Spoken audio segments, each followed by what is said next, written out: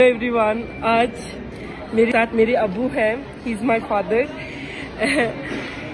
Learning Urdu language part 2 मैं अबू के साथ करती हूँ। मैंने बहन के साथ क्या किया तो इससे अबू के साथ कभी भी नहीं कर सकते। Baba şimdi sana Urduca öğreteceğim. Ben ne diyorsam aynısını diyeceksin, tamam? Yani bilmiyorum ki. O kere मुझे नहीं पता. Tamam, ben söyleyeceğim da. De ki kehale. Kehale. Kehale. Kehale.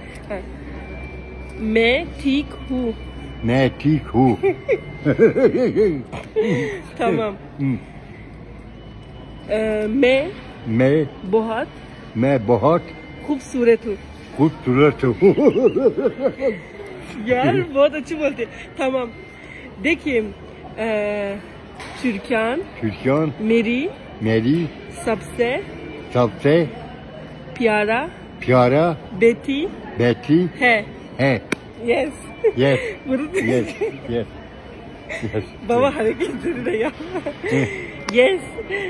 मैं तो ले लिया। अभी मैंने क्या बताया, अब उन्हें बताया। लेकिन मेरे अबू की उर्दू का रेट करो यार, कसम से पहली दफा ये चीजें सुना। बस जगह से वगैरह सुन नहीं थी, लेकिन बहुत अच्छी उर्दू बोला।